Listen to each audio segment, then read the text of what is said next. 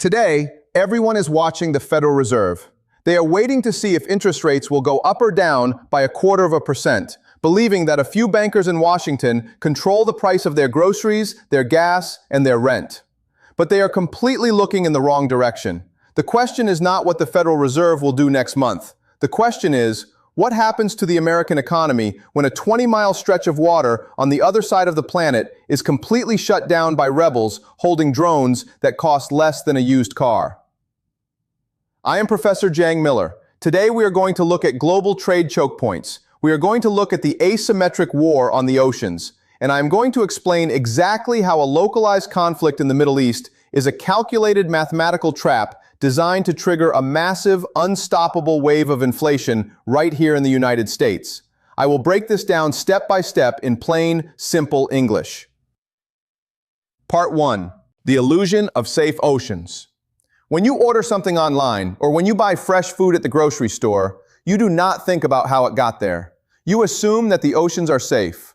For the last 80 years, global trade has operated on one fundamental guarantee: the United States Navy will keep the sea lanes open. This was the American promise. If you produce goods in Asia or pump oil in the Middle East, you can load it onto a massive cargo ship and it will safely reach the United States or Europe. This system created the modern world. It made goods incredibly cheap. It kept inflation low for decades. But this era of free and safe oceans is officially over. And the mainstream media is completely ignoring the catastrophic economic consequences. Part 2. The asymmetric warfare trap. This brings us to the Red Sea, the Suez Canal, and the Strait of Hormuz. These are the arteries of the global economy. Trillions of dollars of oil, natural gas, and consumer goods flow through these narrow choke points every single year. But recently, the world watched as non-state actors, armed militias, began firing cheap drones and anti-ship missiles at commercial cargo vessels. The mainstream media treats this as a temporary disruption, a local security issue that the US military will quickly solve. This is what they are not telling you. The math of this conflict is destroying the American empire. The rebels are using suicide drones that cost around $20,000 to build. To defend the cargo ships, United States Navy destroyers have to shoot these drones down. But the US Navy does not have $20,000 interceptors. They use multi-million-dollar surface-to-air missiles. Let me repeat that. The United States is firing a $2 million missile to destroy a $20,000 drone. This is an asymmetric warfare trap. The adversaries do not need to sink the US Navy, they simply need to bankrupt it. They can build 10,000 cheap drones and force the United States to spend billions of dollars, depleting its advanced missile stockpiles in a matter of months. Part 3. The fatal domino effect. Now I want you to pay close attention, because this military math problem translates directly into a financial catastrophe for the American middle class. This is the exact sequence of events that triggers the next massive wave of inflation. Step 1. Because the US Navy cannot permanently secure the choke points without bankrupting its missile reserves, the oceans become too dangerous for commercial shipping. Step 2. The major global shipping companies, Maersk, Hapag-Lloyd, and others, realize the risk is too high. They refuse to send their billion-dollar cargo ships through the Red Sea or the Middle East. They are forced to reroute their massive fleets entirely around the continent of Africa. Step 3.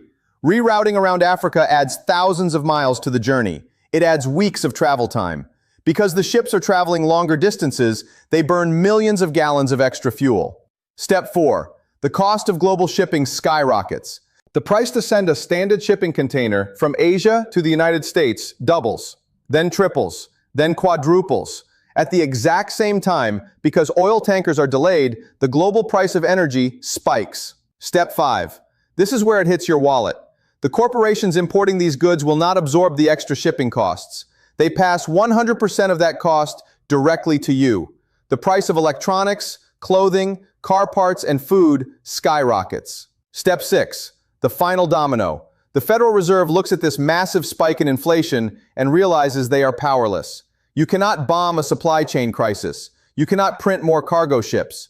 To try and stop the inflation, the Fed is forced to keep interest rates punishingly high, crushing the US housing market and triggering a massive recession, all while prices at the grocery store continue to rise. Part 4. The calculated economic bleeding. People think these attacks on global shipping are just random acts of violence. They are not. This is a highly calculated geopolitical strategy.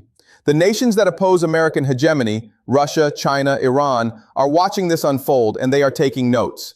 They realize that they do not need to fight the United States in a direct nuclear World War III. That is too dangerous. Instead, they can simply supply cheap weapons to proxies, choke off the global supply chains, and watch the American economy bleed to death from inflation and high interest rates. They are weaponizing the very system of global trade that America built. They are using our reliance on cheap imported goods as a weapon against us. Part 5. The Echo of History. People think the modern global economy is too advanced to collapse from a shipping disruption. But history tells us a very different, very brutal story. Look at the fall of the Roman Empire. At its peak, the city of Rome relied entirely on massive fleets of grain ships coming from Egypt across the Mediterranean Sea. The Roman Navy protected these trade routes, allowing the capital to grow to over 1 million people. But as the empire overextended itself, it could no longer afford to patrol the seas. Pirates and enemy factions began to disrupt the grain shipments. The cost of food in Rome skyrocketed. The government tried to fix prices. They tried to devalue their currency, but it failed. The population starved, the economy collapsed, and the empire fractured from the inside out. America is walking down the exact same path. We have built an economy that relies entirely on complex, fragile supply chains stretching across oceans we can no longer afford to protect. We are a superpower that cannot guarantee the safe passage of its own economic lifeblood. The trap has been sprung. The era of cheap goods and low inflation is dead, killed by $20,000 drones in a narrow stretch of water. The mainstream media will continue to show you politicians arguing about taxes and domestic policies, completely ignoring the fact that the actual cost of your life is being decided by asymmetric warfare on the high seas. The goal of this analysis is to give you the clarity that Washington refuses to provide. You must understand that the next wave of inflation will not come from a spreadsheet at the Federal Reserve. It will come from a disrupted supply chain. You need to prepare your finances. You need to understand that the cost of imported goods will never return to normal.